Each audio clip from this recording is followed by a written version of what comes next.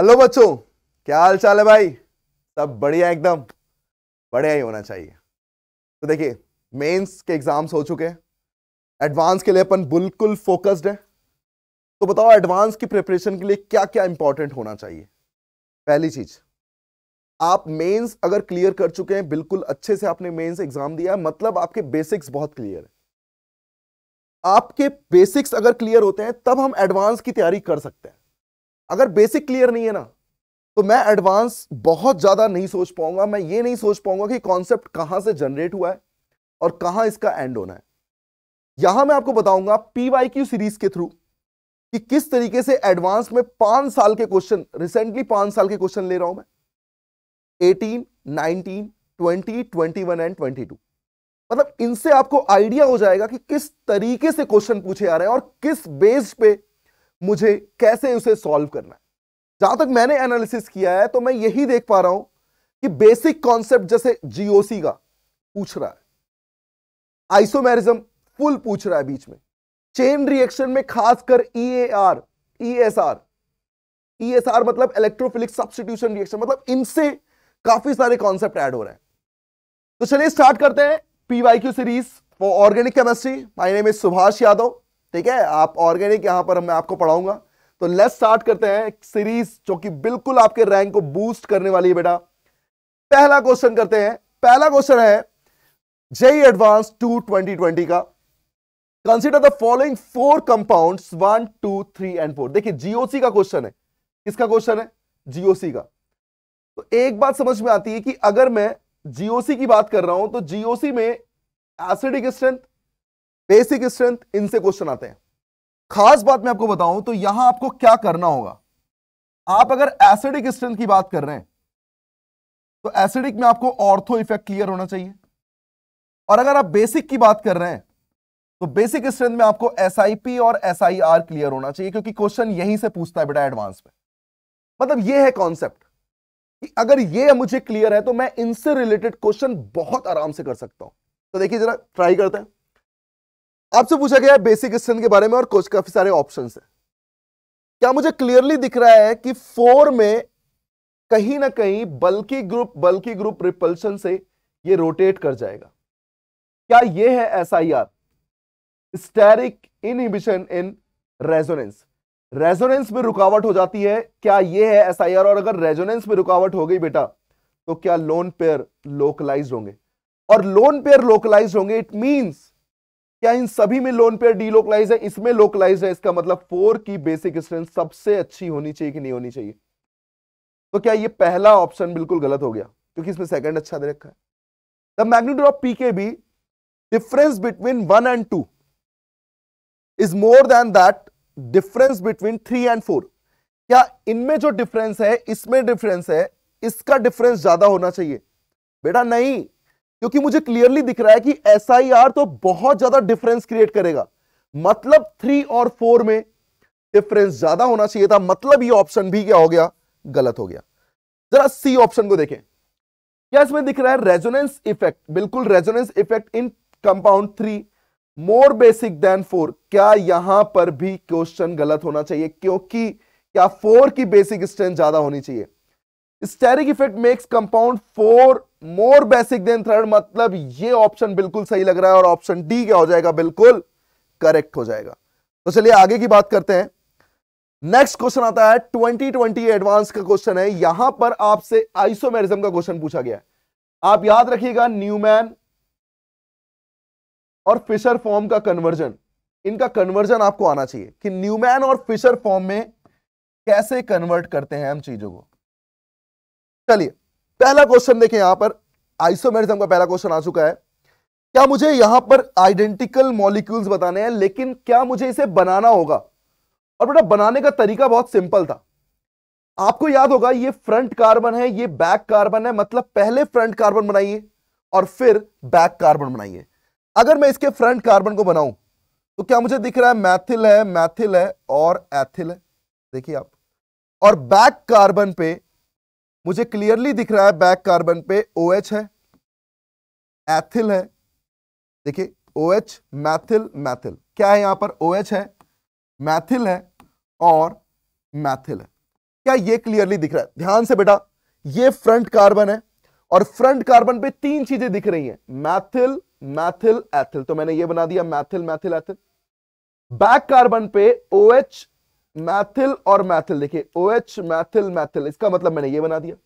क्या ऐसे ही मुझे Q बनाना चाहिए? देखिए Q फ्रंट कार्बन पे क्या है, जरा ध्यान से देखिएगा, कार्बन से एथिल है, कार्बन से H है, कार्बन से ये टर्शरी OH कंटेनिंग है, मतलब जो ये कार्बन में बना रहा हूं, एक तो एथिल है, एक हाइड्रोजन हो गया, और एक ये टर्शरी ग्रुप जिस पर मैथिल, मैथिल और OH है। क्या यही ग्रुप है? और इससे कनेक्टेड है HH मैथिल, मतलब कहीं ना कहीं मैथिल। तो जरा ध्यान से देखना, क्या तुम्हें दिख रहा है सेम कार्बन पे दो एथिल आ चुके हैं और सेम कार्बन पे दो मैथिल और OH है। बेटा यहां गड़बड़ी क्या है पता है, यहां दो मैथिल हो गए, एथिल हो गए, मतलब P और Q तो अलग होंगे, ये कंफर्म हो गया। जरा मैं इसको R को बनाता हूं, R मुझे दिख रहा है Maithil, Maithil, OH, ethyl, ethyl, H, क्या यही दिखना चाहिए? मतलब मैथिल, OH, मैथिल, और दूसरे कार्बन पे है H, एथिल, एथिल, दो एथिल, दो मैथिल, OH। अरे यार ये दिख रहा है Q और R जो है ना, ये आइडेंटिकल दिख रहे हैं बेटा। जरा S की बात करते हैं, तो S मुझे दिखना चाहिए था फ्रंट कार्बन पे एक मैथिल है, H को शो करने की जरूरत नहीं है। फिर बैक कार्बन की बात करें तो बैक कार्बन पे आपको दिखना चाहिए कि ये OH है, फिर एथिल है, और फिर ये टर्शरी ब्यूटाइल है। ऐसा तो कोई है ही नहीं यार, लेकिन क्या मुझे Q और R आइडेंटिकल दिख गया? मतलब कितना इजी क्वेश्चन है। सिर्फ मुझे क्या करना है, फ्रंट कार्बन और बैक कार्बन को देखना और एज इट इज ओपन कर देना, ये है कॉन्सेप्ट। तो बताओ ऑप्शन क्या जाना चाहिए? Q and R, C option क्या हो जाएगा? आइडेंटिकल हो जाएगा। मेरे ख्याल से आपको क्लियर हो गया है। नेक्स्ट बढ़ते हैं।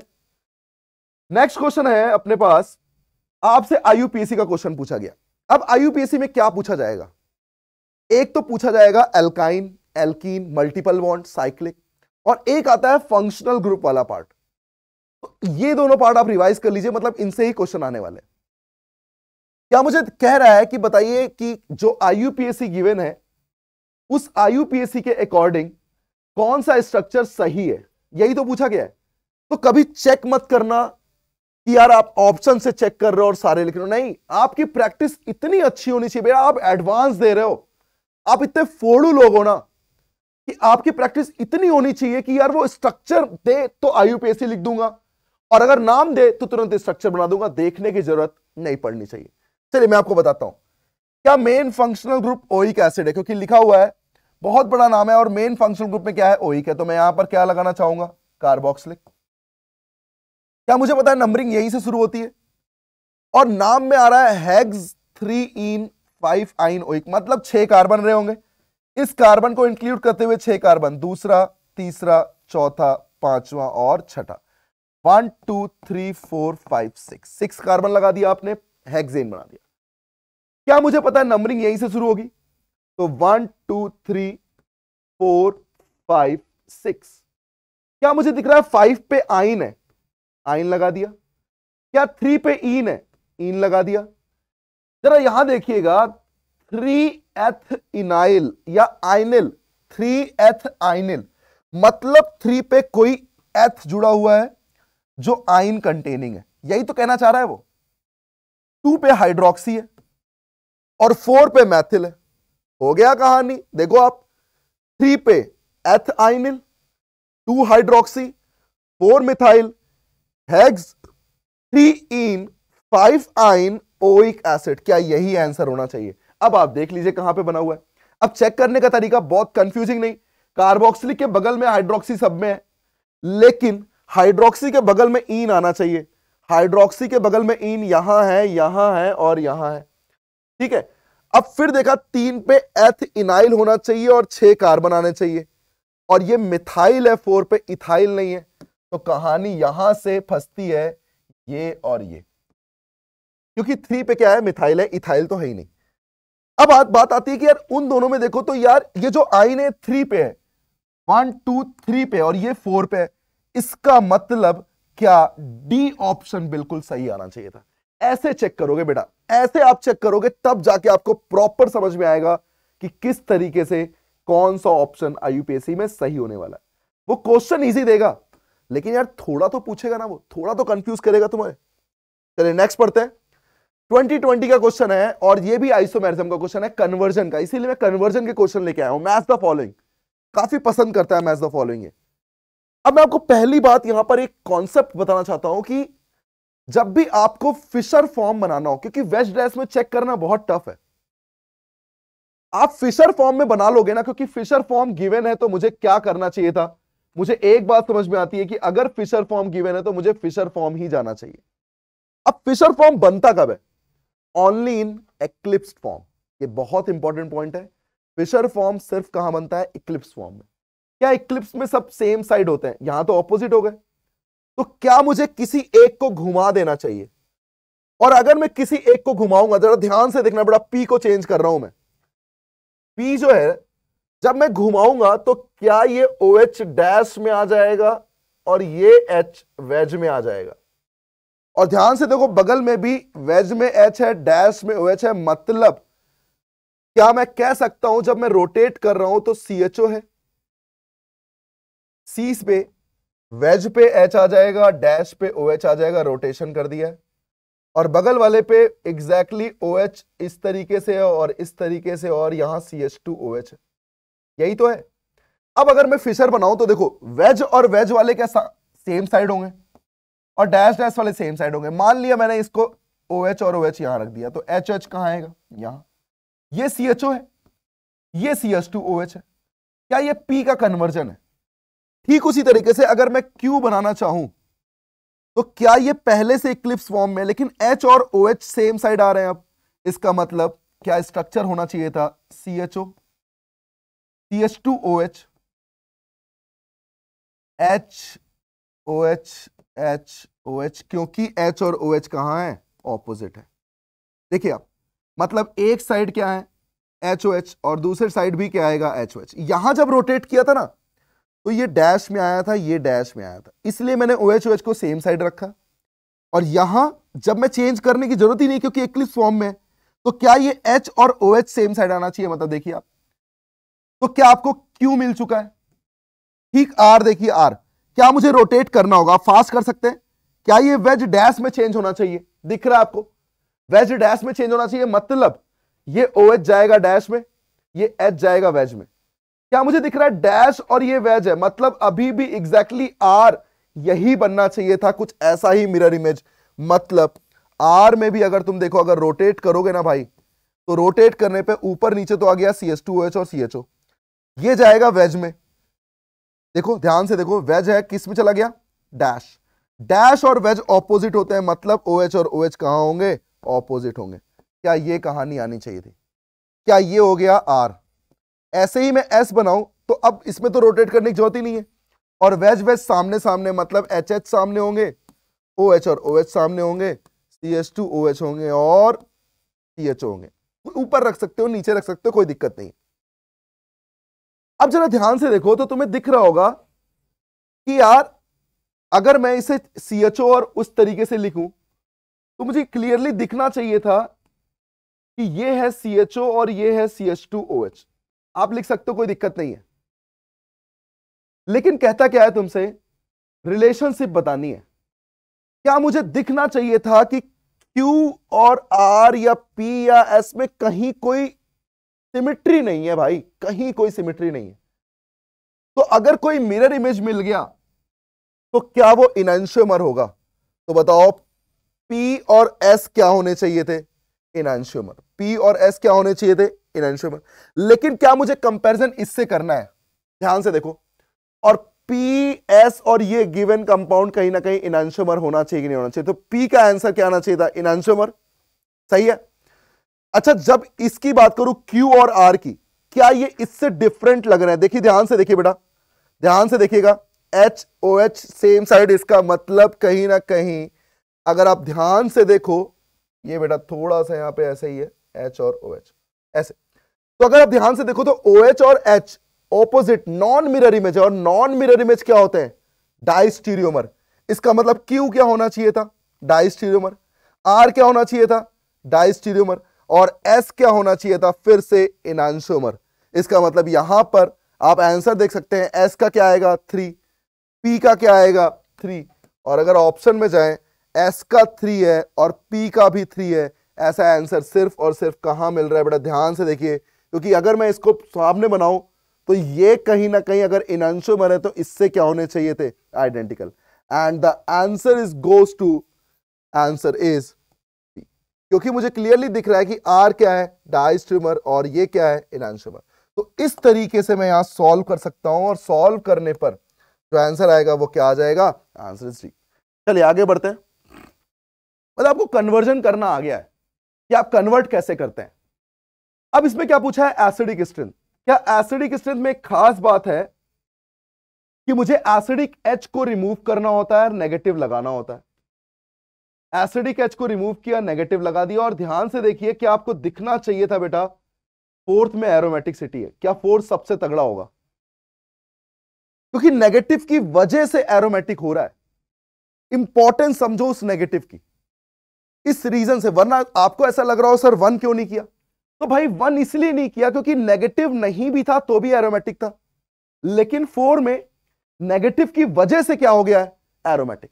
इसका मतलब 4 सबसे बेस्ट होना चाहिए था। 5th की बात करूं और 1 की बात करूं तो ये sp3 है, ये sp है, मतलब 4 के बाद 5th, देन 1 क्योंकि रेजोनेंस है, देन 2 एंड देन 3। ये होना चाहिए एसिडिक स्ट्रेंथ का ऑर्डर। तो जरा एसिडिक स्ट्रेंथ के ऑर्डर को देखते हैं। The acidic of a compound first is due to delocalisation in the conjugate base. Correct student ने पूछा आपसे, the conjugate base of compound 4 is aromatic, सही है। NO2 second becomes more acidic when it's NO2 substituent. नहीं, ऐसी कोई बात ही नहीं, क्योंकि यार वो तो माइनस है में आता। लेकिन हाँ, मोर एसिडिक हो सकता था अगर मैं कहीं ना कहीं एक NO2 सब्स्टिट्यूएंट लगा देता, तो माइनस ही मोर होना चाहिए था। लेकिन क्या ये डी गलत हो गया है? तो देखो सारे ऑप्शन कहीं ना कहीं एसिडिक स्ट्रेंथ के लिए लिखे हुए हैं, लेकिन डी की बात करूं तो ये क्या हो जाएगा, ऑर्डर गलत हो जाएगा। तो देखिए अब आगे बढ़ते हैं नेक्स्ट क्वेश्चन पे। नेक्स्ट क्वेश्चन आपसे रिएक्शन पूछी गई। मैंने आपसे कहा ना ESR, EAR, इनसे रिएक्शन फुल पूछता है, फुल। जरा रिएक्शन को समझो एक बार। लुईस एसिड है, ये कंपाउंड है, मतलब कहीं ना कहीं कोई पॉजिटिव बनना चाहिए, आपको पता होगा, आपने पढ़ा है सब्स्टिट्यूशन में Friedel craft alkylation and Friedel Crafts acylation, ये है वो क्वेश्चन।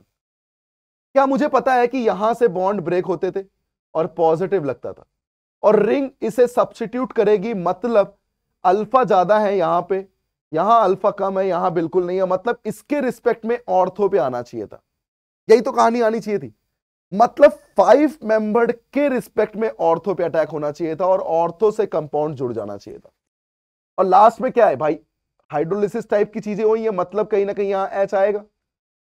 तो क्या ये, अब आप सोच के देखिए, क्या इस जगह पर मैं कह सकता हूं कि ये 5 मेंबर के ऑर्थो पे जुड़ना चाहिए? 1, ध्यान से देखिएगा, नंबरिंग यहीं से कर सकता हूं मैं, 1 2 3 4, 4 carbon containing carboxylic, 4 carbon containing carboxylic की बात करूं, क्यू में आना चाहिए था।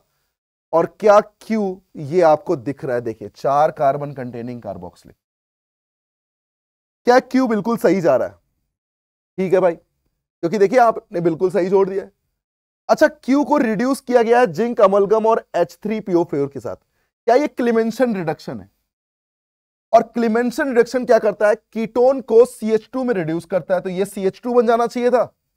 और H3PO4 ये OH कार्बोक्सिलिक की बात करूं तो ये इसके साथ H+ वाटर फॉर्म में रिमूव होकर पॉजिटिव लगना चाहिए था, और पॉजिटिव से रिंग इसको सब्स्टिट्यूट कर देनी चाहिए थी, यही होना चाहिए था फाइनली। तो सोच के देखो, OH नहीं होगा यहां पर, सीधे CH2 होगा, और CH2 के साथ ये बॉन्ड बन चुका होगा। मतलब अगर आप फाइनली देखो तो कार्बोनिल कंटेनिंग कोई रिंग रही होगी और ये पार्ट जाके जुड़ गया होगा। ऐसा आंसर कहां आ रहा है, वही होना चाहिए था R। जरा R को चेक करिए, R को इसने थोड़ा गलती क्या की है, 5 मेंबर साथ कार्बोनिल इधर नहीं आना चाहिए था, इधर तो कार्बन आता, इधर जुड़ के आना चाहिए था कार्बोनिल, यहां कहीं आना चाहिए था, मतलब गलत कर गया ये। और फिर यहीं पे अटैक हो जाना चाहिए था मेथाइल का, क्योंकि ग्रिग्नार्ड है, और टर्शरी एल्कोहल बना देना चाहिए था। तो जरा ध्यान से देखिए कहां पर टर्शरी एल्कोहल है, और टर्शरी एल्कोहल के बाद फिर इसने हीट भी दे दी, देखो एलिमिनेशन भी, मतलब एल्कीन भी बन जाएगी। ये ऑप्शन आपको क्लियर दिख रहा होगा भाई, देखो ये CH3 यहां भी जुड़ा है, मतलब डी और बी जो होंगे वो बिल्कुल सही आंसर होंगे। इस तरीके से अपन चेक करते हैं बेटा, मतलब सारी रिएक्शन यू पता हो आपको कि फट से आप सॉल्व कर लो। ऐसे जेईई एडवांस के क्वेश्चन होते हैं। चलिए आगे देखते हैं। 2020 का क्वेश्चन है, बहुत सिंपल सा क्वेश्चन है बेटा। सबसे पहले क्या किया गया है, कॉन्सेंट्रेशन H2SO4। कॉन्सेंट्रेटेड H2SO4 करता क्या है, ये रहा एस्टर। क्या ये कहीं ना कहीं एस्टर के बॉन्ड को डीलोकलाइज कहीं ना कहीं ब्रेक करेगा और ब्रेक करके पॉजिटिव क्रिएट होगा। और एक बार पॉजिटिव क्रिएट हो गया तो ध्यान से देखिएगा, ये पॉजिटिव है और ये सब फेनिल फेनिल फेनिल है, ये फेनिल है और ये फेनिल है। कोई एक फेनिल क्या इंट्रामोलिकुलर अटैक करके रिंग फॉर्म करना चाहिए था, फ्रीडल क्राफ्ट एसाइलेशन। तो 4 DU इसकी, 4 8 4 12 16 और एक 17 और एक 18। क्या यहां पर आपसे पूछा गया है कि अनसैचुरेशन ऑफ क्यू, यही तो पूछा गया है। क्या ये बेंजीन बेंजीन बेंजीन रहेंगे लेकिन यहां एक रिंग और जुड़ जाएगी कार्बोनिल के साथ। तो 4 4 DU तो कितनी होती, 4 16 ये हो गया और 2 18। इसका सही आंसर आना चाहिए था 18, ये है इसका सही आंसर। तो आपसे DU पूछी गई है तो आप ध्यान रखना किस तरीके से क्वेश्चन आपको करना चाहिए। चलिए आगे करते हैं। एसाइलेशन मत भूलो भाई, एसाइलेशन बार बार आ रहा है। Aniline react with mixed acid, mixed acid से क्या होता है, नाइट्रेशन। गिव्स P 51%, याद करो 51 क्या होता था, पैरा, ये क्या होता था, मेटा, और 2% क्या होते थे, ऑर्थो, क्योंकि रिपल्शन होता था। आपको मेजर प्रोडक्ट बताना है, लेकिन रिएक्शन शुरू की गई है R से, मतलब R क्या रहा होगा, R रहा होगा मेटा प्रोडक्ट। कहीं ना कहीं R क्या होगा, मेटा, मतलब नाइट्रेशन हुआ है एनिलीन के साथ और ये मेटा वाला 47 51 पैरा और ऑर्थो, ये मतलब यहां से स्टोरी शुरू हुई होगी। अच्छा स्टोरी में पढ़ते हैं क्या दिया गया है। एसाइलेशन तो NH2 करेगा एसाइलेशन, फिर पिरिडीन, ये सॉल्वेंट हो गया, तो क्या यहां तक आना चाहिए था N के साथ COCH3। और Br2 क्या करता है, ये तो ESR हो गया, ब्रोमिनेशन। क्या मोनो सब्स्टिट्यूशन करेगा, ऑर्थो ब्लॉक है तो कहां करना चाहिए, पैरा पे, चलो ब्रोमो लग गया पैरा पे। देन हाइड्रोलिसिस है, मतलब वो फिर एसाइलियम टूट के एनिलीन बना लेगा। डाइजोटाइजेशन है, ये तो फिर N2+Cl- करेगा और इथाइल OH H जोड़ता है, मतलब इस जगह H आ चुका है, ये NO2 और ये ब्रोमो, मतलब जो S बनने वाला है ना बेटा, वो S बनने वाला है NO2 और NO2 के साथ ब्रोमो, क्योंकि यहां तो H आ चुका है। क्या यही आना चाहिए था, S तक आपको कोई दिक्कत नहीं है। S से 3 HCl, स्टेफन रिडक्शन NO2 को किसमें चेंज करता है, NH2 में। Br2 वाटर, क्या ये NH2 फिर 3 ब्रोमो जोड़ेगा, मतलब इस जगह पर NH2 लग चुका है, यहां ब्रोमो पहले से है। क्या 3 ब्रोमो ऑर्थो और पैरा पे जुड़ना चाहिए, मतलब 3 ब्रोमो एक साथ आ गए, एक इधर आ गया। और लास्ट में फिर डाइजोटाइजेशन है, H3PO2 से H जुड़ता है, मतलब ये फिर H में चेंज हो जाएगा। मतलब आना चाहिए आंसर में 3 ब्रोमो और एक ऊपर, 3 ब्रोमो और एक ऊपर, आंसर इज D। ये देखिए तगड़ा क्वेश्चन है भाई, तगड़ा क्वेश्चन, लेकिन करने में ज्यादा टाइम नहीं लगता अगर कॉन्सेप्ट क्लियर है तो कॉन्सेप्ट फुल क्लियर होने चाहिए बेटा आपके।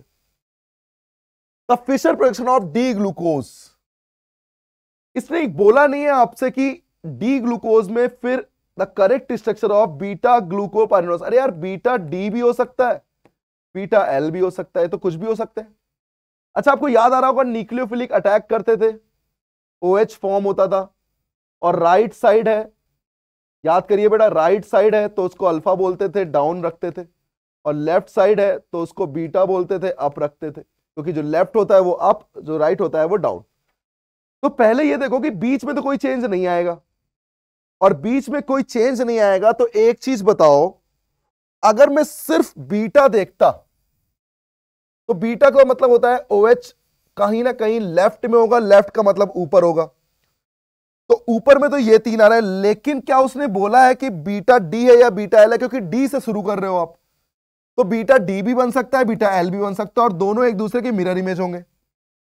प्रॉब्लम पता है क्या आई है, अगर तुम ध्यान से देखो ना तो प्रॉब्लम है यार, ये CH2OH कैसे चेंज हो गया? ये तो अपर डायरेक्शन में ही रहता है ना हमेशा, ये तो हमेशा कहां रहता है? अपर डायरेक्शन में। ठीक है भाई। अच्छा मैं इसकी बात करूं तो जब मैं अटैक करूंगा तो मैं इसका हावर्थ प्रोडक्शन बना के दिखाता हूं आपको, देखिएगा बेटा। ऑक्सीजन है, आपको पता है यहां पर क्या आता है, अगर मैं बीटा की बात कर रहा हूं तो OH ऊपर आएगा, H नीचे आएगा। दूसरा कार्बन, तीसरे पे OH लेफ्ट होता है, लेफ्ट मतलब ऊपर, बाकी सब पे कहां आते हैं? नीचे। ये तरीका होता है बेटा, ये अपन ने तरीका सीख रखा है। And then CH2OH। ये तो किसकी बात हो गई? ये हो गई बीटा डी की। लेकिन क्या बीटा डी कहीं दिख रहा है? ये ऑप्शन कहीं दिख रहा है? देखो कहीं दिख रहा है क्या? गलती हो गई सी में, वरना सही हो जाता सी। इसका मतलब पक्की बात है इसने मिरर इमेज बनाया होगा, और मिरर इमेज में जो ऊपर है वो नीचे आ जाएगा। ये डी आंसर भाई बिल्कुल सही दिख गया, आराम से देखो आप, डी आंसर आपको दिखना चाहिए, क्योंकि ये रिवर्स दे दिया है भाई, रिवर्स। बीटा डी यही बीटा एल आंसर है, तो इसने बोला नहीं था। कंफ्यूजन इतना होता बच्चों को कि वो डी देख के आंसर कर देते कि बीटा है तो ऊपर लगा दो, आंसर ABC में आ जाता आपका, और गलत कर जाते आप, क्योंकि इसने बीच में नाटक कर दिया। देखो बीच में चेंज नहीं किया है, तो यही सब चीज देखनी होती है किसमें? ग्लूकोज वाले में। अब आपको ध्यान रहेगा क्या देखना चाहिए। चलिए नेक्स्ट क्वेश्चन करते हैं। एडवांस 2018 का क्वेश्चन है ये। कहता है कि आपको 10 मोल एसिटोफिनोन कहा गया, ठीक है भाई, 10 मोल एसिटोफिनोन है, ठीक। आपसे रिएक्शन पूछा गया और परसेंटेज की बात की गई है। क्या ये आपको दिख रहा है? ये हेलो फॉर्म रिएक्शन है। कौन सी रिएक्शन है? Hello form. क्या होता था? मिथाइल कंटेनिंग कार्बोनिल, क्या वो कहीं ना कहीं एसिड फॉर्म करते थे? और एसिड फॉर्म करेंगे मतलब ये COO नेगेटिव H ले लेगा और CH Br3 बन जाएगा। आगे बढ़े तो ये अमाइड, मतलब कार्बोक्सिलिक से क्या बन जाएगा? अमाइड, तो ये अमाइड बन गया। अमाइड के बाद हॉफमैन ब्रोमाइड, ये तो एनिलीन बना देगा, क्योंकि COK2CO3 में जाता है, आपको याद आ गया होगा। और एनिलीन के बाद 3 इक्विवेलेंट, मतलब ऑर्थो पैरा ऑर्थो, मतलब 3 इस तरीके से क्या जुड़ गए होंगे? ब्रोमीन, ब्रोमीन और ब्रोमीन। आपसे पूछा गया है किसका परसेंटेज? आपसे पूछा गया है amount of D form from 10 moles of acetophenone. 10 mole of acetophenone, मतलब इसके 10 मोल लिए गए थे और इसका 100% फॉर्म हुआ है। तो अब क्या करो, इसका मॉलिक्यूलर वेट निकाल दो और इसका वेट परसेंटेज निकालो। फिजिकल का क्वेश्चन है, बिल्कुल सिंपल सा हो जाएगा। आगे देखते हैं। ये मैच द फॉलोइंग, बेटा बहुत सिंपल है। Williamson ether synthesis HI reaction, उस पर बेस्ड क्वेश्चन है, बहुत सिंपल। देखो क्या ये ऑक्साइड माइनस कभी टर्शरी पे अटैक कर सकता है? नहीं। तो फिर ये क्या बना सकता था? याद करो, एल्कीन बना सकता है। H लेगा, पाई बॉन्ड बनाएगा बाहर, तो H लेते ही ये फिनॉल भी, मतलब एल्कोहल भी बन गया और एल्कीन भी बन गया। क्या इसमें आना चाहिए था? 1 और 4। अच्छा ये O माइनस तो क्या ले लेगा? H, मतलब क्या आना चाहिए था? 1। और Br कहीं ना कहीं, अब की बात करूं तो इस Br पर अटैक टर्शरी पे तो नहीं होगा, मतलब एल्कीन होना चाहिए, मतलब 4। अच्छा ये Br भी तो लग सकता था OH के बाद, ये भी तो हो सकता है। देखिए आप, OH लगेगा और फिर Br अटैक कर देगा, मतलब ये भी हो सकता है। अच्छा मैं यहां की बात करूं तो जरा ध्यान से देखना, ये मिथाइल पे अटैक करेगा तो क्या O मिथाइल बनना चाहिए, मतलब 3rd आना चाहिए, मतलब यहां क्या आना चाहिए? 3। 1 4 आएगा, then 2, then 4, then 3, answer is B. Answer is B. तो बेटा अटेम्प्ट करिए और फिर बढ़िया से एकदम क्वेश्चन करिएगा।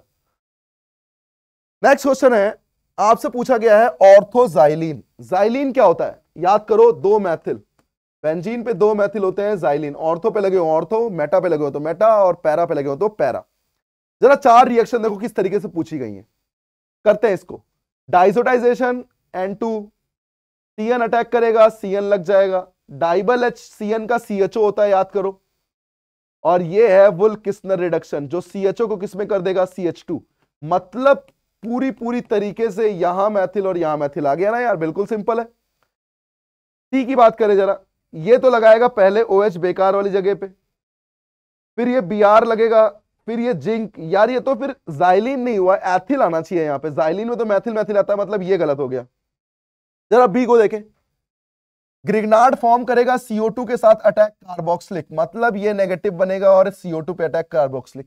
कार्बोक्सिलिक का SOCl2 एसिड हैलाइड, रोजेनमुंड दिख रहा है H2PdSO4 रोजेनमुंड, और जिंक अमलगम इसको क्या करता है CH2, मतलब ये भी क्या बन गया, जाइलिन बन गया। ये भी क्या बन गया, जाइलिन। तो इस तरीके से भी जाइलिन आ गया। ठीक है, चलो बी भी सही है, ए भी सही है। डी की बात कर रहे हो, डी में ओजोनोलिसिस है, लेकिन यार एक जगह एक कार्बन एक जगह दो कार्बन है, ये गलत हो गया। एथिल और मैथिल थोड़ी जाइलिन होता है। The answer is A and B. तो इस तरीके से क्वेश्चन किया आपने सॉल्व। काफी सारे कॉन्सेप्ट देख रहे हो आप, ठीक है ना। चलिए आगे देखते हैं। नेक्स्ट आता है मैच द फॉलोइंग, आपसे पूछा गया है the correct match the CH bond, bond dissociation energy. याद करो, रेडिकल अगर स्टेबल बनता था तो वो तुरंत बनना चाहेगा, एनर्जी कम आएगी, मतलब अगर जिसका स्टेबिलिटी ज्यादा है उसकी एनर्जी क्या होगी, कम। जरा स्टेबिलिटी देखते हैं। क्या मुझे दिख रहा है इस जगह पर रेडिकल लगने पर रेजोनेंस है फेनिल के साथ, यहां सिर्फ अल्फा है, यहां तो अनस्टेबल डबल बॉन्ड के ऊपर, हाईली अनस्टेबल ट्रिपल बॉन्ड के ऊपर। तो क्या स्टेबिलिटी ऑर्डर आना चाहिए था क्यू, क्यू के बाद पी, पी के बाद आर, आर के बाद एस, ये है स्टेबिलिटी। तो क्या एनर्जी आनी चाहिए थी just reverse, S R P Q. इसका मतलब ये हो गया एस, ये हो गया आर, ये हो गया पी, ये हो गया क्यू। अब आप मैच कर लीजिए, मतलब एस के साथ आएगा 1, पी के साथ आएगा 3, पी के साथ 3, क्यू के साथ 4, आर के साथ 2 और एस के साथ 1। ए ऑप्शन दिख रहा है भाई, ए ऑप्शन दिख रहा है, देखिए ए ऑप्शन बिल्कुल सही हो जाएगा। तो कितना इजी क्वेश्चन था। बॉन्ड डिसोसिएशन एनर्जी जीओसी का पार्ट है बेटा, रेडिकल लगाओ, स्टेबिलिटी लिखो और उल्टा कर दो। देखो डाइऑल, न्यूमैन में आपको याद होगा कई सारी चीजें मैंने आपको बताई हुई हैं कि न्यूमैन में जब हम गॉश फॉर्म बनाते हैं और स्टैगर्ड फॉर्म बनाते हैं, तो जब कभी इंट्रामोलिकुलर हाइड्रोजन बॉन्डिंग का केस आए, इंट्रामोलिकुलर हाइड्रोजन बॉन्डिंग का, तो यार हाइड्रोजन बॉन्डिंग हो रही है, मतलब कहीं ना कहीं वो गॉश फॉर्म में स्टेबल होते हैं, और अगर रिपल्शन हो रहा होता है तो ऑपोजिट मतलब एंटी स्टैगर्ड होते हैं। यही तो खास बात थी। अब जरा देखिए गॉश फॉर्म कहां कहां है, लेकिन बहुत ध्यान से बेटा, हो सकता है आपको एक से ज्यादा गॉश फॉर्म दे दे, एक से ज्यादा गॉश फॉर्म दे दिया। देखो तो क्या मैथिल मैथिल का रिपल्शन भी कम होना चाहिए क्योंकि दूर होने चाहिए, यहां तो पास पास है। And the best answer is most stable में क्या आ जाएगा 3। बहुत अच्छा क्वेश्चन है बेटा। गॉश फॉर्म तो दिया लेकिन मैथिल मैथिल को पास कर दिया। अरे यार दूर करो ना, उसको भी तो दूर होना चाहिए, तभी तो रिपल्शन कम होगा। बात समझ में आई आपको। चलिए आगे बढ़ते हैं।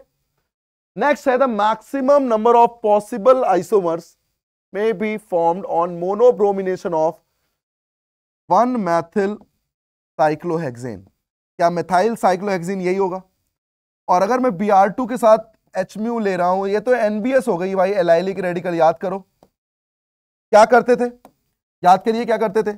सबसे पहले एलाइलिक रेडिकल लगाते हैं और एलाइलिक रेडिकल को लगाकर रेजोनेंस करते हैं, क्योंकि रेजोनेंस करने से पॉसिबल प्रोडक्ट आ सकते हैं, सारे पॉसिबल प्रोडक्ट, क्योंकि आपसे पॉसिबिलिटी पूछी है।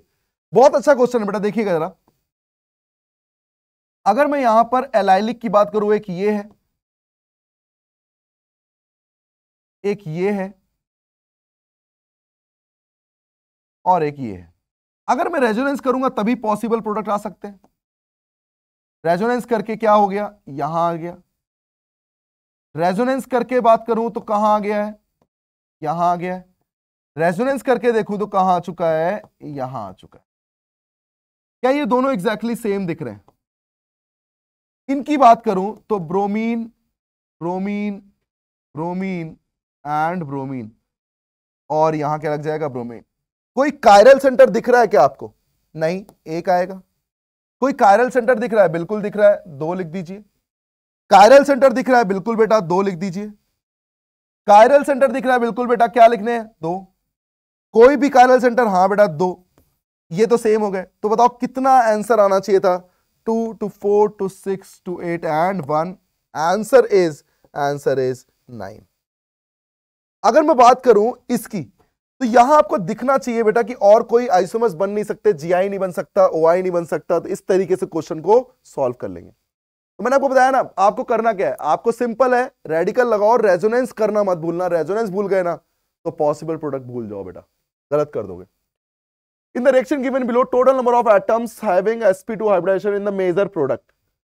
क्या ये O3 एक्सेस में बीच बीच से बॉन्ड टूटेगा, और बॉन्ड टूटेगा तो आपको दिखना चाहिए बेटा कि ये ऑक्सीजन ओजोनोलिसिस करेगा, कीटोन बना देगा ऊपर ऊपर, यहां भी और यहां भी। क्या रिएक्शन है हाइड्रोक्सिल अमाइन जो कि ऑक्साइम फॉर्म करता है। तो बताओ क्या फाइनल प्रोडक्ट बनना चाहिए था मेरे पास। ध्यान से देखिएगा, मैं आपको बना के दिखा रहा हूं। 8 मेंबर्ड ये आ गया, ये 5 मेंबर्ड आ गए, ये 5 मेंबर्ड आ गए, यही तो था। और बीच में से बॉन्ड नहीं रहेगा, मतलब कहने का बीच में से ये बॉन्ड नहीं रहेगा, ये बॉन्ड नहीं रहेगा, ये double bond O, double bond O, double bond O, double bond O, यही तो आना चाहिए। और ऑक्साइम बनेगा तो सबके पास डबल बॉन्ड N और OH होंगे, सबके पास डबल बॉन्ड N और OH होंगे, क्योंकि वाटर रिमूव हो चुका होगा। यही तो रिएक्शन पढ़ते हैं अपन, याद करिए। अब दिखना चाहिए यार कि यार 1 2 3 4 5 6 7 8 4 4 8 8 तो क्लियरली दिख रहा है, लेकिन क्या मुझे हमेशा हाइब्रिड देखना होता है, और हाइब्रिड में रेजोनेंस हो रहा है बेटा। तो क्या सब जगह ये कहीं ना कहीं ऑक्सीजन भी किस में होंगे, sp2 में, मतलब 8 और 4 कितने हो गए, आंसर इज 12। चलिए आगे बात करते हैं। सिंपल क्वेश्चन था, देखो ओजोनोलिसिस किया और आंसर कर दिया। The wait percentage of in Q, hydrogen का वेट परसेंटेज पूछा हुआ है, ठीक है भाई। पहले क्यू बना लेते हैं। क्या ये कहीं ना कहीं OH सब्स्टिट्यूशन करेगा, और सब्स्टिट्यूशन करके क्या बना लेगा, फिनॉल। फिनॉल के बाद नाइट्रेशन है, नाइट्रेशन है लेकिन कॉन्सेंट्रेटेड मीडियम है, और कॉन्सेंट्रेटेड में क्या बनता है, ट्राई नाइट्रो, क्योंकि सॉल्वेशन नहीं लगता। क्या हाइड्रोजन सिर्फ और सिर्फ 3 बच रहे हैं, देखो आप, एक OH के पास है, 2 यहां है, और कहीं हाइड्रोजन दिख रहा है क्या, मतलब 3 हाइड्रोजन है। क्या मैं इसका वेट निकाल सकता हूं, तो हो गया ना परसेंटेज। टोटल वेट है, उस टोटल वेट में कितने का वेट निकालना है, हाइड्रोजन का, और ये आपको पता ही है, ये आप कैसे निकालते हो, आंसर आ जाएगा। सिंपल हो गया कि नहीं हो गया, मतलब प्रोडक्ट बनाना ही टफ था बस। चले आगे बात करते हैं। नेक्स्ट क्वेश्चन है रेड हॉट ट्यूब, और ओ भाई बहुत सिंपल, क्या ये बेंजीन था, आपको याद आना चाहिए भाई, बेंजीन बनता है, क्या बनता है, बेंजीन। बेंजीन के साथ ये देखिए एल्काइलेशन, क्या शिफ्टिंग होगी बेटा, शिफ्टिंग होगी तो क्या बनेगा, क्यूमीन। क्यूमीन की बहुत फेमस रिएक्शन O2Hμ, O2Hμ के साथ याद करिए एसीटोन बनता था और फिनॉल बनता था। बहुत फेमस रिएक्शन है, रेडिकल होती थी, OOH आता था, याद करिए, ये एसीटोन और ये फिनॉल बन जाता था। फिनॉल के साथ आपने क्या किया, क्योंकि आपने एसीटोन तो निकाल दिया, फिनॉल के साथ आपने क्या किया है, एसाइलेशन। क्या ऑक्सीजन लोन पेयर कंटेनिंग है, तो क्या O से अटैक हो जाएगा किस पर, COCH3 पे, एडिशन एलिमिनेशन। तो क्या फाइनल प्रोडक्ट बनना चाहिए था, जो D है वो बनना चाहिए OCOCH3, ये बनना चाहिए था D। अब आप D में जो भी परसेंटेज निकालना है वो आप निकाल सकते हैं। तो आपको समझ में आ गया कैसे कैसे चेन रिएक्शन आ रहा है। ये रेड हॉट ट्यूब बार में याद रखना, बिल्कुल ध्यान रखना बेटा, बेंजीन बनाता है। ऐसे ही एक एरोमेटाइजेशन, AlCl3 याद करो, एक एरोमेटाइजेशन आपने एल्केन में पढ़ा था, हेक्सेन को हेक्सेन नहीं बेंजीन बना देता है सीधे, तो आपको ये सब ध्यान रखना होगा। चलिए आगे बात करते हैं। रेड फॉस्फोरस प्लस वाटर, क्या दिख रहा है बेटा, ये HBZ रिएक्शन है, कार्बोक्सिलिक के अल्फा पे क्या लगा देगा, ब्रोमो। ब्रोमो के बाद रिएक्शन हुई है, देखिए ये है गैब्रियल थैलामाइड, याद करो ये N अटैक करता था और कहीं ना कहीं 1 डिग्री अमाइन बनाता था, मतलब NH2COH और CH3, सारे प्रोडक्ट बन गए। देखिए और लास्ट में क्या हो जाएगा, आपको पता ही है, यहां से क्या होता था, हाइड्रोलिसिस, तो थैलिक एसिड बन जाएगा। अच्छा देखिए, P can be reduce primary alcohol, P क्या था, एसिड था ना भाई, क्योंकि P पे होगा क्या, एसिड होगा, क्योंकि N ने अटैक किया है, और एसिड को कभी NaBH4 रिड्यूस नहीं कर सकता। Treating P with NH4OH, NH4OH तो ऑक्साइम बनाता है। अच्छा कार्बोनिल था कहीं पे क्या, कार्बोनिल था क्या, देखिए आप कार्बोनिल है।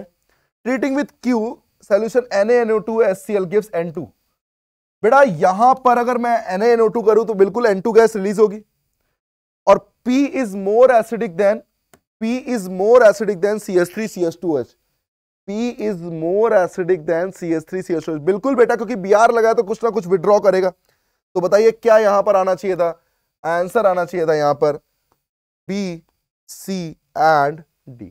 तीनों ही आंसर हो जाते हैं यहां पर, बी, सी एंड डी। चलिए आगे देखते हैं। तगड़ी रिएक्शन है भाई, तगड़ी रिएक्शन है, थोड़ा सोचना आना चाहिए, थोड़ा सोचना आना चाहिए। सोचिए कैसे यार, मैथिल NO2 भी है और कार्बोक्सिलिक बना दिया। एक काम तो मुझे याद आ रहा है कि मैथिल को अगर मैं हॉट KMNO4 दे दूं तो ये बन सकता है, लेकिन फिर NO2 नहीं होने चाहिए इन सबके पास। मतलब यहां तक आते आते NO2 गायब होना चाहिए, N2 प्लस Cl माइनस बनना चाहिए, मतलब ये रिडक्शन होना चाहिए था, NH2 बनना चाहिए था, तभी रिडक्शन के बाद ये बन सकता है। मतलब P क्या होना चाहिए था, स्टेफन रिडक्शन। NH2 के बाद क्या होना चाहिए था, NaNO2, क्योंकि तभी डाइजोटाइजेशन हो सकता है। और अगर ये N2 प्लस Cl माइनस साथ मैंने वाटर यूज किया होता तो क्या वो फिनॉल बनाता, लेकिन मिथाइल बचा रहता। हो गई रिएक्शन, एकदम सिंपल सी हो गई। पहले में पी कोई रिडक्शन होगा, पी अगर कोई रिडक्शन है तो पी तो रिडक्शन हो गया। आर होना चाहिए डाइजोटाइजेशन, ठीक है, और एस होना चाहिए था N2 प्लस Cl माइनस, और यू होना चाहिए था KMNO4। अब आप देख लो कि किस तरीके से ऑप्शन सेट किए गए बेटा। पी होना चाहिए था, आर होना चाहिए था, और यू होना चाहिए था। एक तो बिल्कुल करेक्ट दिख रहा है, RHNO2 भी होता है, बिल्कुल सही, ये भी दिख रहा है। लेकिन एस, एस क्या N2 प्लस Cl माइनस है, बिल्कुल है। टी फिनॉल है, बिल्कुल है। यू की बात करूं तो क्या यू ऑक्सीडेशन होना चाहिए था, और ऑक्सीडेशन आप H लगा के, H इथेनॉल से लगा सकते हैं आप, और इसका मतलब C भी होना चाहिए था। अच्छा, R की बात करूं तो R में ये नहीं होना चाहिए था यार। R की बात करूं तो U तो हॉट KMNO4 होना चाहिए, R ये होना चाहिए था, मतलब यहां गड़बड़ी दिख गई थोड़ी। तो यहां पर क्या आना चाहिए था, A और B ही आना चाहिए। क्या आना चाहिए, A एंड B। तो इस तरीके से आपने पूरे ये क्वेश्चंस को सॉल्व कर लिया। चलिए आगे देखते हैं। The number of isomeric tetraynes, isomeric tetraynes है that can be form the following reaction is. याद करो ये क्या है, बर्च रिडक्शन है। Br2 एक्सेस, क्या ये कहीं ना कहीं Br एल्कीन पे 2 Br जुड़ जाएंगे, और फिर ये E2 है। तो अगर मैं इसे सिस में बना दूं तो क्या बनना चाहिए था, जरा ध्यान से देखना। ये रहा साइक्लोहेक्सीन, और ये रहा 1 2 3। क्या ये एल्कीन बननी चाहिए थी, ध्यान से देखिए। 1 2 3 4, एक कार्बन कम कर दिया मैंने। ये ऐसे आना चाहिए, ठीक है, इस तरीके से ये आना चाहिए।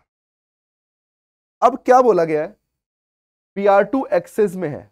देखिए आप, देखिए जरा, Br2 एक्सेस में है, मतलब ये Br और Br जुड़ जाएगा एल्कीन को हटा के, और एल्कीन को हटा के Br और Br जुड़ेगा, मतलब ये रही साइक्लोहेक्सीन, और ये अब 1 2 3 4 ब्रोमीन और ब्रोमीन यहां जुड़ने चाहिए। फिर एल्कोहलिक KOH है तो ये HBr यहां से, ये HBr यहां से, मतलब एल्कीन एल्कीन आ जाना चाहिए था। तो लास्ट में जो प्रोडक्ट बनता ना, वो बनता साइक्लोहेक्सीन एल्कीन एल्कीन। ये GI शो कर रही है, बाकी कोई GI शो कर नहीं कर रही है। इसका मतलब जितने भी ये आइसोमर्स बनते, क्या ये सिर्फ 2 आना चाहिए था आंसर। आंसर क्या आना चाहिए, आंसर इज 2, क्योंकि और कोई GI शो नहीं करती। साइक्लोहेक्सेन में होता नहीं है, कम से कम 8 मेंबर्ड होनी चाहिए, ठीक है। तो यहां से हम काफी सही शेड्यूल को कर पा रहे हैं। चलिए और देखते हैं। कहता है ओजोनोलिसिस करो और नंबर ऑफ मिथाइल ग्रुप बताना है फाइनल प्रोडक्ट में। ओजोनोलिसिस किया तो OO आ गया। हॉट KMNO4 है तो कहीं ना कहीं क्या बन जाएगा, कार्बोक्सिलिक। 1 2 3 4 1 2 3 4, मतलब कहीं ना कहीं ब्यूटेनोइक एसिड बनना चाहिए 4 कार्बन का। इलेक्ट्रोलिसिस है, CO2 बाहर निकलता है, रेडिकल बनता है, रेडिकल रेडिकल जुड़ेंगे, 3 और 3 6, मतलब 6 कार्बन बना लेंगे। CrO3, यही मैं बात कर रहा था आपसे, एरोमेटाइजेशन। तो बताओ क्या यहां बेंजीन बन जाना चाहिए था, और पूछा क्या है आपसे, पूछा है मिथाइलिन प्रोडक्ट। अब यहां मिथाइलिन तो है ही नहीं, आंसर इज 0। ये बिल्कुल इजी सा हो गया। एरोमेटाइजेशन याद रखना बेटा आप, एरोमेटाइजेशन, ठीक है। चलिए आगे बढ़ते हैं। नेक्स्ट क्वेश्चन आपसे पूछा गया है, 2022 का क्वेश्चन है। ओजोनोलिसिस करना है बस। देखो ओजोनोलिसिस बार बार पूछ रहा है, मतलब ओजोनोलिसिस क्या करोगे आप, रिवाइज करोगे, ठीक है। OO, oxygen oxygen, oxygen oxygen, oxygen oxygen oxygen oxygen oxygen oxygen. क्या मुझे दिखना चाहिए कि यार आपसे पूछा गया है कायरल जिसमें सिमेट्री ना आए।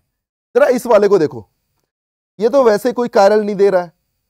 अच्छा, यहां पर सिमेट्री आएगी और सिमेट्री पे कट हो जाएंगे। इस वाले पार्ट को देखो, इतने वाले पार्ट को, तो यहां पर भी क्या आनी चाहिए थी, सिमेट्री नहीं आनी चाहिए क्योंकि मैथिल नहीं है। यहां मैथिल था, यहां मैथिल नहीं है, तो ये एक पार्ट क्या आना चाहिए, कायरल। यहां मैथिल मैथिल है, सिमेट्री आ जाएगी। यहां मैथिल नहीं है, ये हो गया कायरल। यहां मैथिल मैथिल है, सिमेट्री आ जाएगी। यहां कोई बात ही नहीं है। Answer is 2।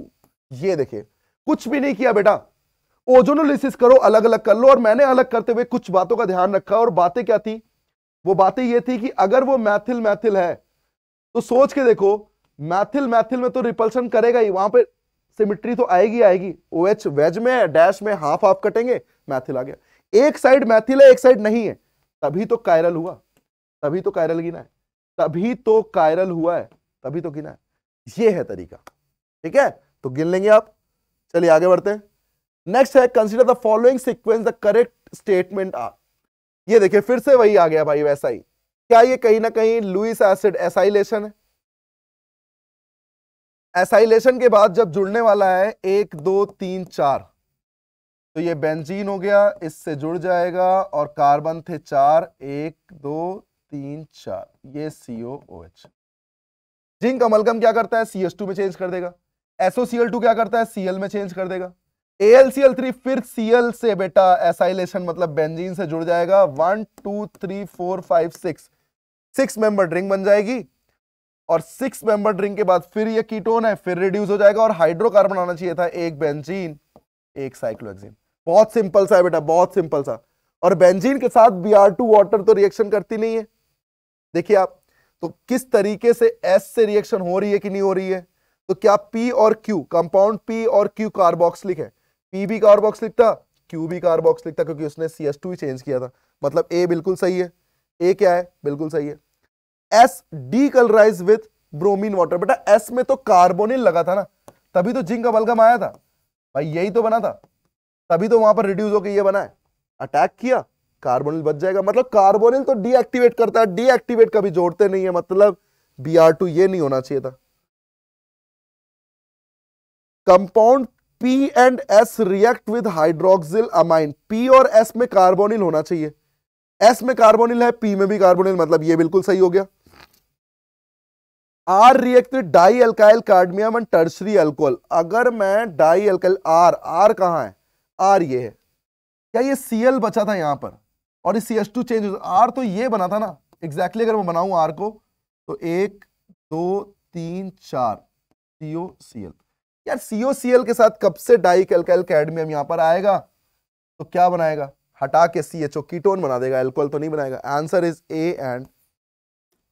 तो इस तरीके से आप कर सकते हैं क्वेश्चंस को।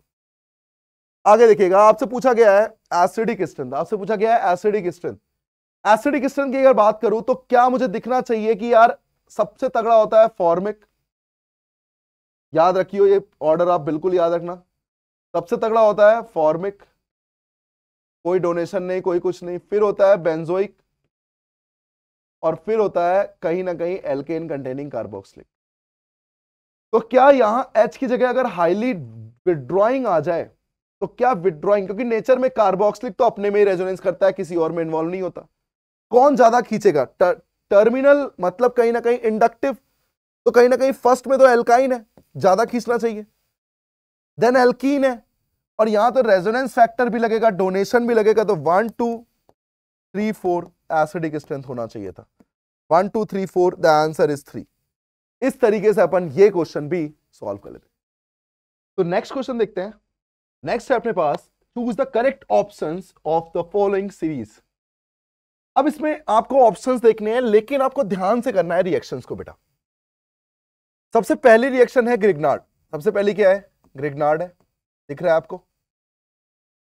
एक चीज मुझे बताइएगा, अगर मैं ग्रिग्नार्ड की रिएक्शन कर रहा हूं और ये है C6H10O, ड्यू चेक करिए, क्या इसकी ड्यू कहीं ना कहीं 2 होनी चाहिए?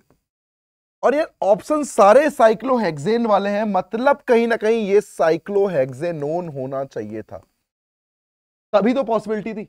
मतलब अब मुझे ये मिल चुका है, अब कुछ दिक्कत ही नहीं है, मैथिल का अटैक करो, टर्शरी अल्कोहल बन जाएगा। क्या बन जाएगा? मैथिल का अटैक करो और क्या बन जाना है? Tertiary alcohol. तो मुझे बताओ, क्या ये साइक्लोहेक्सेनोन होना चाहिए था? क्योंकि ड्यू कितनी थी? 2 ड्यू थी। और साइक्लोहेक्सेनोन के साथ जब न्यूक्लियोफिलिक अटैक होता तो क्या वो टर्शरी अल्कोहल फॉर्म करना चाहिए था? आर की बात करूं तो आर में क्या वो H3PO4, ये तो एल्कीन बनाएगा क्योंकि डिहाइड्रेशन प्रोसेस है, मतलब ये एल्कीन बन जाएगी। एल्कीन के बाद बेंजोइल परऑक्साइड, बेटा परऑक्साइड के प्रेजेंस में HBr, ये तो एंटी मार्कोनिकॉफ एडिशन था, जो कि यहां पर क्या लगाएगा? Anti Markovnikov rule. रिडक्शन किया, रिडक्शन से एल्कीन हट जाएगी और क्या बन जाएगा? Methyl cyclohexane. क्या और कोई रिएक्शन दिख रही है? अच्छा, मिथाइल साइक्लोहेक्सेन के पास Br2HMO, मतलब इसी टर्शरी पे क्या लग जाएगा? Br लग जाएगा रेडिकल के साथ। ये है कॉन्सेंट्रेटेड HCl। अच्छा, ये तो H+ लेगा, वाटर लगाएगा, Cl यहां अटैक कर देगा, इसका मतलब क्या यहां टर्शरी हेलाइड आना चाहिए था? अब ऑप्शन चेक करते हैं। पहला देखेगा S एंड U, S ये दिया है और U दे दिया है, बिल्कुल सही है पहला। दूसरा, U तो सही बनाया है और T बिल्कुल गलत हो गया क्योंकि यहां पर क्या था? Br नहीं, Br है ना, बिल्कुल सही, T भी सही है यार, मतलब दो भी, सेकंड ऑप्शन सही है। अच्छा, थर्ड में देखा S तो Cl लगना चाहिए, नहीं S गलत हो गया। U एंड S तो बेटा टर्शरी पे आना चाहिए था, नहीं भी गलत हो गया, मतलब A एंड B ऑप्शन क्या हो जाएंगे? बिल्कुल सही हो जाएंगे। तो मेरे ख्याल से आपको यह समझ में आ गया, इजी क्वेश्चन था बेटा, बहुत इजी क्वेश्चन था। नेक्स्ट देखिएगा।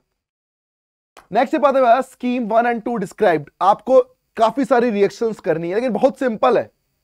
Br2 excess tribromo, NaNO2 diazotisation, N2+Cl- Cn attack करेगा COH क्योंकि हाइड्रोलिसिस है, और COH के बाद COCl।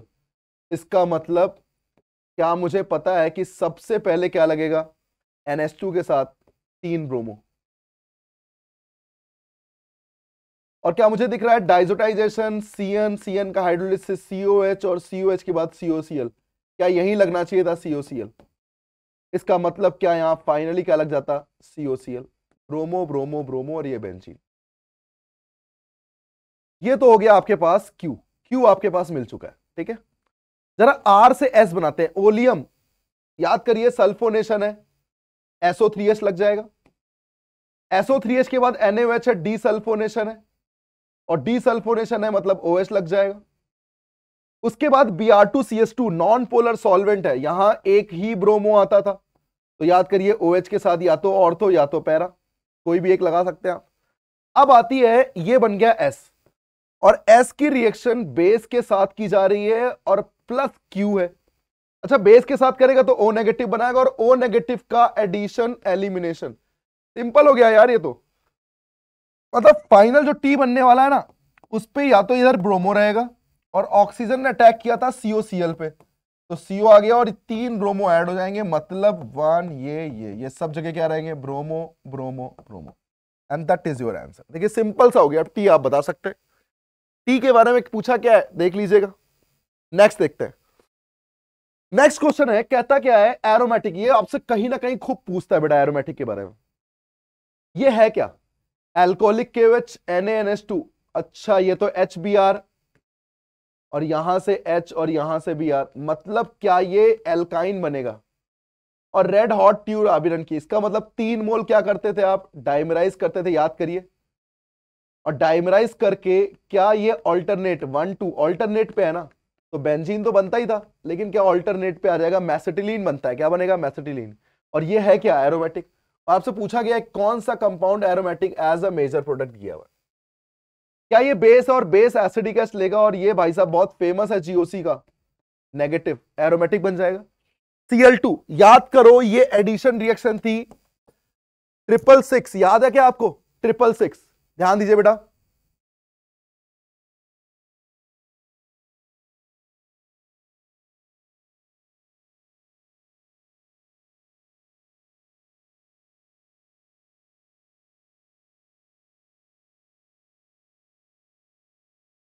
क्या आपको दिख रहा है कि यहां पर 666 बनने वाला है? क्या बनने वाला है? 666, Cl Cl Cl Cl और ये Cl, और 666 मतलब ये नॉन एरोमेटिक है, एरोमेटिक तो नहीं है। अच्छा इसकी बात करें, बेस है HBr, अगर हटाएगा एल्कीन बनाएगा तो ये तो एंटी एरोमेटिक बन गया, और एंटी एरोमेटिक याद करो फर्दर नॉन एरोमेटिक में चेंज होता था, क्योंकि आपको याद आ रहा है क्या? आपको अगर याद आ रहा हो तो इस तरीके से आपको अगर ध्यान हो थोड़ा भी, तो एल्कीन पहले टूटती थी रेडिकल रेडिकल में, और फिर रेडिकल रेडिकल जब जुड़ेंगे तो सोचो यही तो जुड़ के आएगा। दोनों को क्या किया है? जोड़ दिया है। बस जोड़ना आना चाहिए बेटा, आप कर लोगे मेरे ख्याल से, बहुत इजी है। ये देखो आप, ये क्वेश्चन अच्छा क्वेश्चन है, 2019 का क्वेश्चन है, अच्छा क्वेश्चन है, ध्यान से देखिए जरा। क्या आपको दिख रहा है कि ये कहीं ना कहीं OMDM है, कुछ रिएक्शन है, जो कि एल्काइन के साथ, याद आ गया आपको, कीटोन बना देगा, मतलब ये एल्काइन के साथ कीटोन बन जाएगा। AgNO3 और NH4OH in the presence of zinc amalgam, याद करिए बेटा, याद करिए, ये क्या करता था? ये कहीं ना कहीं इस ऑक्साइड को, इसको ऑक्सीडेशन, मतलब ये कौन सा प्रोसेस है? ऑक्सीडेशन। ऑक्सीडेशन कीटोन का तो नहीं होता, एल्डिहाइड पे हो जाएगा, मतलब जो क्यू बनने वाला है ना, वो क्यू में O मैथिल तो रहेगा ही रहेगा। C डबल बॉन्ड O है, कार्बन है, कार्बन है और CHO है, ये ऑक्सीडाइज होगा किसमें? कार्बोक्सिलिक में। ये जिंक अमलगम से CH2 बन चुका है, और HCl से ये अगर अटैक करे तो सोचो ये COH, अब क्या क्यू ये बनना चाहिए था एग्जैक्टली? CH2 CCCOH और ये O मैथिल, यही तो बनना चाहिए था। SOCl से क्या लग जाएगा? Cl, COCl हो गया। AlCl3 से फिर रिंग जुड़ जानी चाहिए थी, 1 2 3 4 5 6 मेंबर रिंग जुड़नी चाहिए, और जिंक अमलगम फिर से ये कार्बोनिल किसमें चल जाएगा? CH2, मतलब O मैथिल आएगा एक के गैप पे, रिंग के एक के गैप पे O मैथिल होगा, रिंग के एक के गैप पे O मैथिल S, इसका मतलब S बिल्कुल सही बना हुआ है। क्या ये मैंने Q बनाया था, और Q के बाद ये मैंने R बनाया था यहां पे रिंग, बस आप कीटोन रख लो, क्योंकि S ने सिर्फ क्या किया है? क्लीमेंशन, तो रिंग के साथ ये कीटोन रहेगा एक के गैप पे O मैथिल, ये आना चाहिए था R देखो कहीं मैच कर रहा है क्या? एक के गैप पे ये R, मतलब A बिल्कुल सही आंसर हो जाएगा। जरा C को देखो, C को, क्योंकि B तो गलत हो गया, अब A सही है, तो C और D में देख लेते हैं एक बार। कार्बोक्सिलिक, वो भी OH के साथ, बेटा नहीं CH2 के साथ कार्बोक्सिलिक आएगा, क्योंकि यहां पर जिंक अमलगम था, तो ये हो सकता है सही, और ये बिल्कुल R यही बन रहा था, इसका मतलब D भी बिल्कुल सही है। The answer is A and D, ये होता है प्रॉपर तरीका। ठीक है, चलिए नेक्स्ट करते हैं। नेक्स्ट मेरे पास है कि which of the following reaction product propane as a major product. बेटा अगर ये क्या है? सोडा लाइम है, याद करो, CO2 निकलता था, H लग जाता था, नेगेटिव लगता था यहां पर, तो प्रोपेन बन गया। ठीक है, ये इलेक्ट्रोलिसिस है बेटा, रेडिकल रेडिकल, प्रोपेन नहीं, यहां हेक्सेन आएगा। जिंक, ये तो भाई क्या करेगा? इलेक्ट्रॉन अटैक करेगा, Cl बाहर, और नेगेटिव बनते ही H ले लेगा, तो ये भी प्रोपेन ही है। अच्छा Zn मेटल के प्रेजेंस में रेडिकल रेडिकल और एल्कीन, ये तो प्रोपीन बना देगा, तो प्रोपेन कहां कहां आ रहा है? एक तो C में आ रहा है, एक A में आ रहा है, and the answer is A and C। ये है तरीका बेटा, मतलब ये बेसिक रिएक्शन आपको पढ़नी पड़ेगी, सोडा लाइम, इलेक्ट्रोलिसिस आपको ध्यान होनी चाहिए, एरोमेटाइजेशन, आइसोमराइजेशन, ये आपको एल्केन के थ्रू याद होनी चाहिए। तो बेटा इस क्वेश्चन में क्या पूछा गया है? Total number of isomers considering both structure and stereo isomers. Cyclic ether, cyclic ether का मतलब क्या होता है? साइक्लिक ईथर का मतलब होता है इपॉक्सी। अच्छा 4 कार्बन है, तो कहीं ना कहीं DU 1 होनी चाहिए, तभी साइक्लिक बन सकती है, और DU 1 है, C4H8 है। यार एक चीज सोचो, अगर मैं 4 मेंबर की एल्केन बनाऊं और इसमें 3 मेंबर का आइसोमर बनाऊं, तो यहीं पर तो ऐड होने वाले ऑक्सी लिंकेज होने चाहिए, और ऑक्सीजन जुड़ने के लिए कम से कम 2 कार्बन चाहिए। तो कुछ ऐसा सोचो, बिल्कुल मैथमेटिक्स के साथ सोचो, 1 2 1 3 1 4 और 2 3, क्या यहां से ये आने चाहिए थे इपॉक्सी, और अगर मैं ये 1 2 3 कर दूं तो यहां से आने चाहिए थे 1 2 और 1 3, 1 2 और 2 3 सेम ही है, इसीलिए 1 2 और 1 3 आते। अब जरा बनाते हैं इसको। 1 2 क्या है? 1 2 है ये। 1 3 क्या है? 1 3 है ये। 1 4 क्या है? कहीं ना कहीं ये है 1 4। और 2 3 क्या है? 2 3 है बेटा एग्जैक्टली ये। अगर मैं यहां से 1 2 देखूं तो इसके लिए 1 2 कौन सा होगा? ये। इसके लिए 1 3 कौन सा होगा? ये। क्या कोई चीज रिपीट तो नहीं कर रही है? नहीं, रिपीट नहीं कर रही है। जरा चेक करते हैं स्टीरियो। स्टीरियो पार्ट देखिए जरा। क्या मुझे दिखना चाहिए था स्टीरियो पार्ट में? यहां कायरल सेंटर है, 2 बनेंगे। यहां कायरल सेंटर है, 2 बनेंगे। यहां कोई कायरल सेंटर नहीं और यहां 2 कायरल सेंटर है।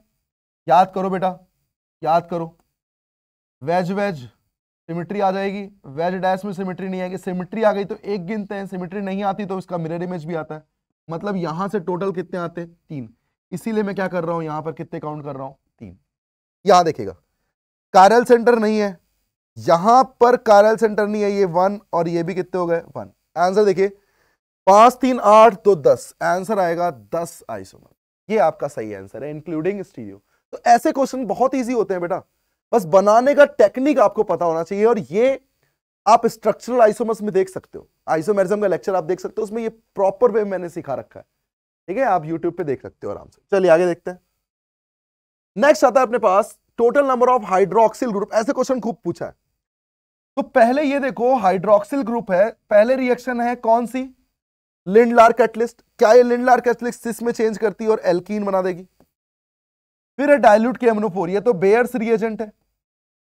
तो क्या यहां यहां OH एल्कीन पे क्या करता है? डाइऑल बनाता है। OH OH और OH। कितने आ गए? 2 2 4 2 6। Answer is 6 hydroxyl group. देखिए बिल्कुल सिंपल सा हो गया बेटा। आपको क्या करना है? Bears agent. और बेयर्स का मतलब क्या है? एल्काइन में डाइकीटो और एल्कीन में डाइऑल। चलिए आगे देखते हैं। नेक्स्ट है अपने पास, और इस तरीके से ये सीरीज अपन ने यहां पर एंड कर ली।